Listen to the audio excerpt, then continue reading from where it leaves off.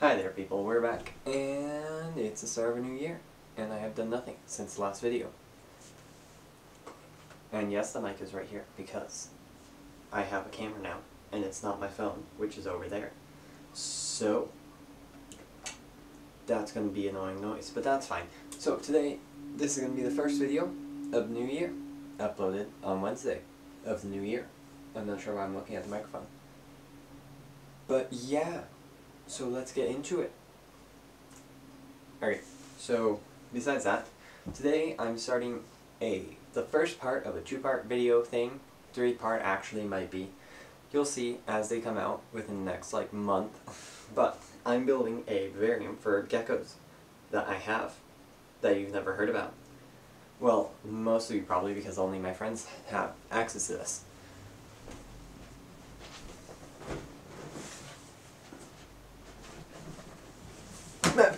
Okay, this is the wonderful terrarium that I got.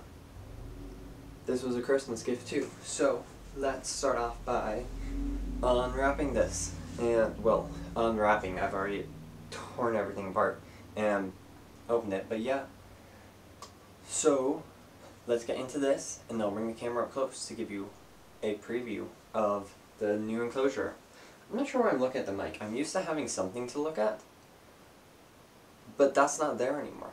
So yeah, I'm also not sure if this camera's in focus, so I might have to redo all of this. But we'll see once I finish this first part. So, let's get into it. So this is the Thrive. This is from the company Thrive. I think this is a Petco company. I'm not sure. And yeah, it's a pretty nice build. The people who did this don't know how to silicone, I will tell you that. Because there's silicone where there shouldn't be silicone, but it's watertight. The top of this container, which I'll put right here probably, in that general area, or in front of me, is pretty good. It tells you a lot of good stuff to put into the enclosure, makes it more bioactive-y type stuff. And yeah, that's overall a great look at how to build one of these compared to some of the other terrariums, and it's overall pretty nice. So if we open this, it's got this full, that almost fell, it's got this really nice front open doors with a curve. You can open just one or both. I'm going to pull that piece off. Yeah, so it's got a very nice range to open. It has this that was ripped off a while ago. That just says, create a unique world for tropical reptiles and amphibians. But that doesn't matter. And then you've got the nice, this is actually a pretty nicely built background for it. It's got a lot of nice detail, and yeah, so I'll bring you guys up to look at this really quickly. And then, yeah, we'll see. Or I'll have you guys back in a second once I run a short clip of what the inside of this looks like. So yeah, let's get into that. Okay, so this 18.5 crescent vertical terrarium is well suited with two hinged curved glass doors, a nice hook towards the bottom that keeps everything locked in place, and the doors themselves aren't very stable, but that's fine. It has a very detailed back piece which is stuck in place and cannot be removed, and they did do very well on detail in this, as there's a lot, but you don't really have a choice how much depth you get from that, which does remove a bit from the total amount of gallons. It does have a wonderful wire organizational port at the top where you can also connect a mister to, and a nice screen mesh top to let some air come out so that it's not all super tight with the air and allows for good circulation. And yeah, the siliconing in this terrarium could be better because, well, the people who are making this weren't focusing when they did, and there's silicone sort of everywhere.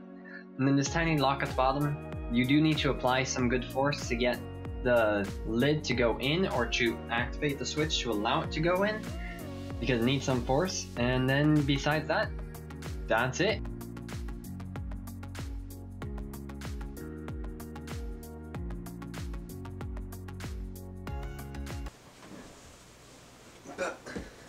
Okay, so now that you guys have seen the wonderful things of the enclosure that I have described, let's move on to the supplies I'll be needing. So first off, we have a heat lamp.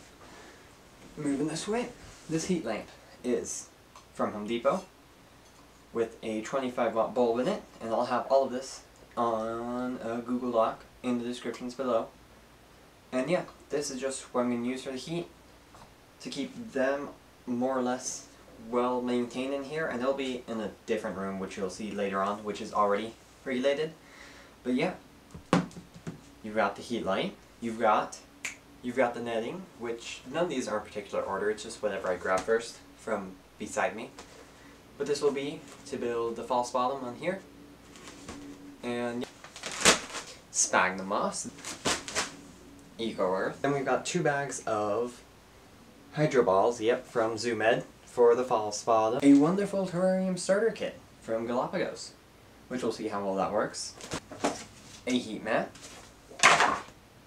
Fake vines, a whole ton of fake vines that I'm not sure if I'm using, some driftwood and cork bark pieces, a water dish, an elephant, more driftwood, an old man tree, a fake planted tree, and yeah, go ahead, sue me, I'm putting fake plants in the back of the terrarium. I don't care. Leaf scraps, tiny digital thermometer, hydrometer thing that there'll be 2 of. Yeah, that's everything there, so let's start putting it all together. And again, all this will be in the description down below. And the final price will be at the end of this. At the end of this whole entire part series. And I'll put probably prices as we go at the end of each video. So yeah, that's...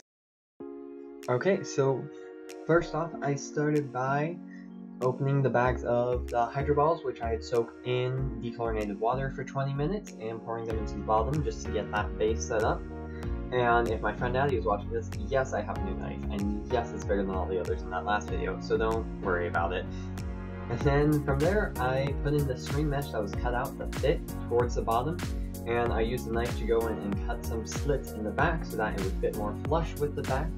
And I added some not activated charcoal, but crushed up charcoal that you can get at Home Depot, and just soak that in water before crushing it. And then that's why I added it to the bottom, which I didn't put in the material list. And then I added the larger piece of sphagnum to the bottom as a way to keep my substrate from going through the mesh, because the mesh had just a bit wider holes on the bottom than I would like, and everything could just fall right through there.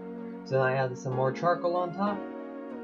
And then from there I proceeded to mix eco earth with a previous substrate that I had already mixed, which is a mix of sphagnum moss, orchid bark, and sand, and more eco earth that had been partially watered down, and I just slowly added handfuls of that in at a time to not put dirt down into the false bottom, and just did that carefully and tried to just build a flat base because that tree was massive, and when I first got this as also a gift, I didn't know how it was going to fit.